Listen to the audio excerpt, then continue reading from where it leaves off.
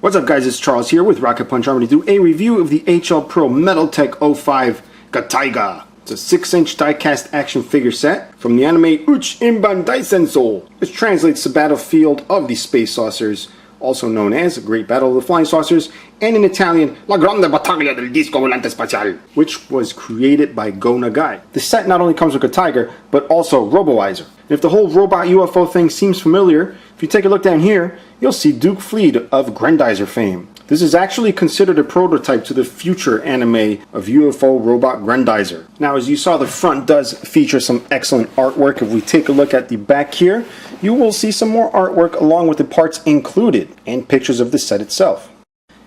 This set is just hitting the streets. As a matter of fact, I got mine from PBM Express USA. There's a link in the description if you're interested in this. So having said that, guys, we are going to open up the box. Now, the set comes in this gigantic brick of styrofoam, which we're going to go ahead and just pop this down here so we can see the contents, all right, which are nicely protected inside.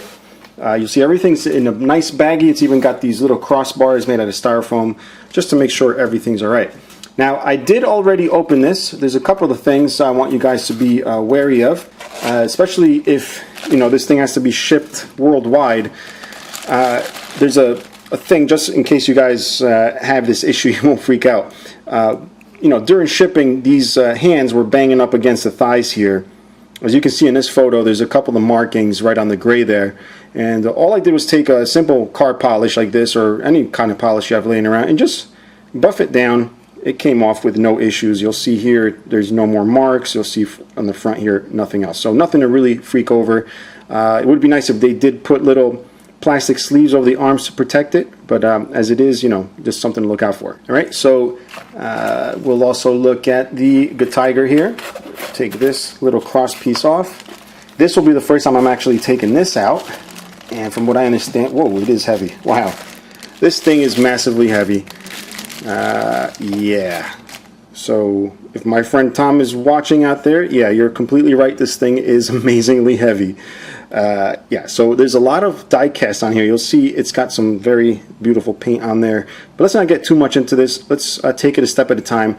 Next thing we're going to do is take out a couple of the accessories here. We'll take out the nose of the UFO, which is molded in plastic, a nice sharp plastic.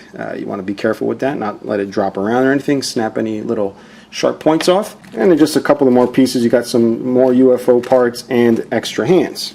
Now, the first thing we're going to look at is Roboizer here. From my understanding, Gattaiger is actually even more powerful than this, so I'm considering this as a secondary thing to the set. And you'll see he's got the typical kind of old school, modern, Chogokin look to him. And yes, he does have a good amount of die cast. As a matter of fact, you're probably wondering where the die cast on this figure is. So we have the upper chest here, front and back.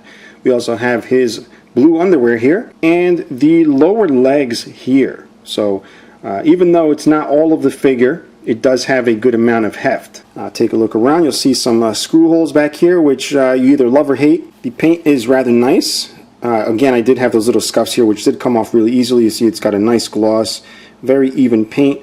No kind of weird markings. Overall, very well applied. Now, if we look up close at the face here, he does have kind of like a Mazinger look to him. Again, this was created by Go Nagai, so there's going to be some similarities. And although this show is considered like a prototype to Grendizer, there's really nothing, aside from having a UFO and him docking with it, there's really no resemblance to Grendizer himself. As a matter of fact, let's do a comparison with the characters I just named. Here we have not Mazinger Z, this is Eniger Z, is the original design for Mazinger Z. It's like a prototype, I guess.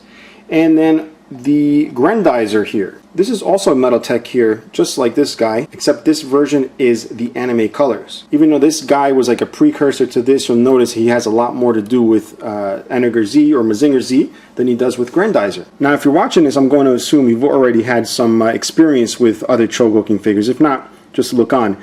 But you pretty much know what to expect from, let's say, a Bandai Soul of Chogokin. All right, so I'm going to show you how this is, and you guys will see what kind of differences there are. So overall, the look, this looks like something Bandai would give us. It's got the same kind of design, and pretty much all the old school robots would have the same design, but this does look like a Bandai product. It's not until you get up close that you really do notice it is not a Bandai product. Not saying this is a bad product, but there are some differences that you would not find in a Bandai product. All right, so We're going to start off with the articulation. That way you'll see what I'm talking about, and I'll explain as I go on. So the head here, it looks to be like a PVC head, okay, which is typical of other Chogokin releases, on a ball joint. You'll see the ball joint right there. If we move on to the elbows, they do have ratchets like you would find also on solo Chogokins, and it goes forward on ratchets. You can hear them there slightly, also like solo Chogokins. You have the elbows here. Now this is where it gets a little interesting. The elbows have very nice ratchets, but instead of being painted, there's actually orange plastic, but it does a really good job of matching the color, but not the shine. And this looks like really highly resistant plastic. There's no way for me to really know that unless I really stress the crap out of it, but it does look to be like that really resistant plastic that won't crack.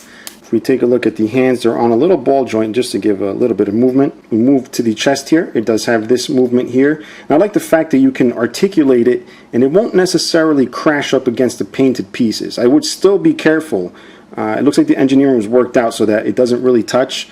I'm just a little concerned on the back here, but if you look, it doesn't actually touch, which is a good thing. I hate when metal touches each other. And Bandai has always been really good with, you know, making sure stuff doesn't clank together. So it's a good thing to see it on other figures from other companies. As far as waist, right here, it's kind of hard to move the waist itself, but it does move. And again, this little pointy thing does have clearance so you don't hit the stomach there. And if we move down to the legs here, same thing. There's clearance when you bring them out. There's a little clearance right there to keep the paint from being scuffed. The legs do go forward.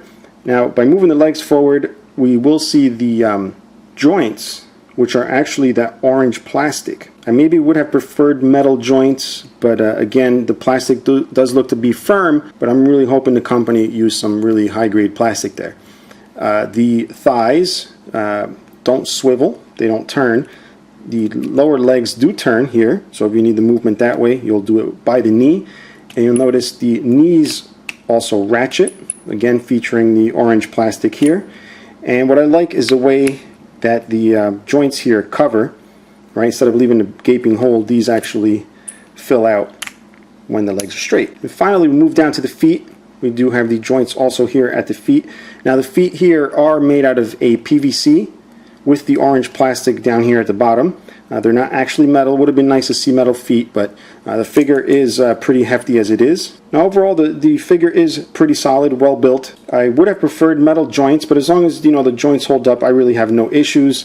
The figure isn't necessarily loose. Obviously, the weight of the legs will make them go down if you do that, but who plays with the robots like that? But they will hold where you put them. Now, next thing I want to show you guys is these alternate hands. It does have the open hands here, all right? You get two of them, one for each side. And just pop these off, all right? And pop them back on. The ball joints themselves are that same orange plastic I keep referring to. All right, wow, that's a nice firm snap there. All right, and pop this on. Wow, it's a little firm. There we go. All right, got him right on there. So he's got the open hands there. Now you notice the first time they are a little firm to put in. They should loosen up after a couple of times there. So that's Roboizer. Next thing we're going to check out is Gattaiger. Ta-da! Gattaiger. All right. So again, very heavy. I already showed you how nice and glossy it is. So what makes it so heavy is the fact that this whole round piece here, top and bottom, is a thick die-cast molded metal. The only pieces you're going to find made out of plastic here are basically this little cockpit piece here, this nose piece, the wings, and of course these fins here. Everything else is die-cast metal. So this motor is basically all closed up. There's no nose piece here. There's no Roboizer face here. So that's what we're going to do now. You have a couple options which I'm going to go over. First, we're going to take this off, right? Put that to the side. There's really no easy way to take this off except taking off the nose piece and just sticking your fingers in there. You'll see this comes apart. You'll see there's all these bits inside, and you'll also notice the wings can be taken off.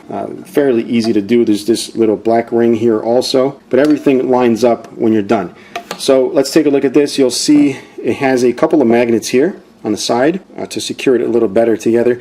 And look at how thick It's kind of hard to see because it's curved, but there is a thickness to this, and it's pretty much as thick as it is from here to there, all the way around, all the way through, which explains why it's so freaking heavy. What we want to do is get Roboizer docked in the Gattaiger. So what we're going to do is take this off here, set this to the side, grab this guy without any hands, and pull him apart. Alright, so he pulls off rather easily. It's just a peg there. Next we're going to take off his little back piece, which you can nudge out of the way with the neck. Just be careful you don't scratch any paint there. This comes off. Head goes back like this. Then these orange bits here are to protect him and hold him. So there's a hole right back here. That's where you want to peg his upper body, just like that, and then lay his arms where they're supposed to go. Then reattach this bit right back here just to seal it up. We're going to put this black ring back on. Now before you put the other half on, you want to make sure the head is as far back as possible because there is a clearance issue. I don't really like doing it this way, to be honest. So when you lay this down, you have to really guide it in there because it lays on the ears a little bit. You'll notice the blue thing just barely clears the nose here. All right, and I can't figure out any other way to do it. So if that's how you need it, I didn't put the nose thing on just to show you guys this real quick. But you place this here, all right? That's not necessarily anime accurate, okay? So you can remove that. I'll just show you one more time. Sorry, I removed that a little too quick. But that's what it looks like. And then just picture the nose on there, okay? Not necessarily anime accurate, but if you need perfect transformation, you can. If we remove this here again, what I like to do is actually remove the head altogether, not use it. Here we can actually attach the red nose piece now. Put this here. Right, and align that. And use the piece here and attach that just to give it an anime accurate look. Alright, just like that. So as you can see, the nose does stick over the blue here and it's the size it's supposed to be. And that way you don't harm the actual head itself. Alright, so here's Gattaiger all said and done. There's actually no stand for this. There's nothing that holds him up. So you pretty much just lay him down. He does a good job of balancing, evenly. He doesn't tip over to the back, the front, left to right. So he's actually nicely balanced. Now in the show, Gattaiger does have like a few weapons, like the needle shower that shoots out of here and blows up all the ships. The only thing he does have in this set, since needles are not made by technology yet for toys, but he does have the spider spin here, and you'll see it's also got the notches here to be able to line it up. So we're going to go ahead and do that. Let's remove the top half. I still haven't found an easy way to do it except grabbing the back of the fins and just shaking it around. As a matter of fact, dropping the nose like I did is not recommended because as you can see, of course, the point hits the floor first and now it's a little bit bent. So don't do that. Alright, anyway, so we're going to take the black disc off. We're going to replace it with this one, and this little notch here, the rectangular notch, we're going to line up to the front here like that. You'll see the magnets poke through, and these little bits here are for the fins, which you can attach here the same as you would on the black part. Once you have the fins on, then attach the red nose piece, and then place the top part on. Just help the red piece along here, and it snaps back down. And there you have Gattaiger with the spider spin. Now obviously my preferred method is to use the included face thing there, the cockpit piece. But that would pretty much make it pointless to even put Gattaiger in there. So it's really up to you how you want to do it. I don't need to have him in there because it's covered anyway, so to me it doesn't make a difference. But for those of you that want the whole package, you do have it with this set. So I'm going to be leaving mine like this. There's one thing I can recommend is never just hold it by the fins. When you pick it up, always pick it up like you're holding a hamburger or some kind of sandwich, because even though it hasn't done it with mine, there is a warning in the instruction booklet that you do not want to just pick it up by the fins because you will risk having that lower half crash on the floor and obviously crack and explode and shoot fire everywhere. So you don't want to do that, guys. Be very careful. Alright, now we get down to the nitty gritty. First off, I want to say that there are 3 versions of this. This is the normal version. There's a beautiful silver version, and then there's a metallic version, which is pretty much just metallic colors with some chrome bits. Second thing is the price. Now, because it's not a mass-produced figure like some of the Soul of Chogokin, which do have higher numbers than this, it's going to set you back about 220 bucks. But that's the price to pay if you want to pick up an obscure robot in a limited run. Not exactly sure how many of these they made. I think these are 1,000. I believe it was 350 for the US and 650 for the rest of the world. So it's not exactly a lot of them. And it shows in the price. Maybe a little tough to justify the price, but at the same time, I don't know when they're going to make another Gattaiger set, and I doubt it will be anytime soon. Now, if you want to pick this set up, I have a link in the description. They actually have them in stock right now. If you're enjoying the videos, guys, please subscribe, like, share with your friends, and if you have any questions or comments, please leave them below. Until next time, bye-bye. So because I love you guys so much, I'm actually going to show you the process that I use. So here we got the boiling water, and a bit of advice. If you're going to boil water, don't forget you're boiling it, because otherwise you will ruin your wife's pots and pans and she will kill you. And I know this from experience. So you'll see the pot is boiling, and here is the plastic piece. And you'll notice I'm using my hand to dip. You don't want to do that. Hold it with something and just dip the point that's bent, or whatever it is that you're trying to do. Hold it underwater for a couple of seconds and then check it. Now, being the professional that I am, I just ended up taping it to a wooden spoon here. So let's try this out. All right, I'm dipping the nose of the piece here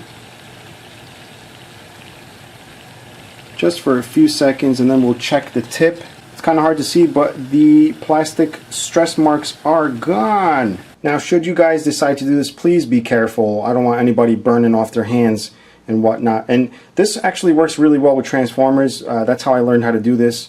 And again, if you're worried that the plastic might mess up, do it at your own risk. I took a risk with this one and it worked perfectly fine. All I can suggest to you guys is just dip for a couple of seconds at a time. Make sure you're not melting the plastic like crazy.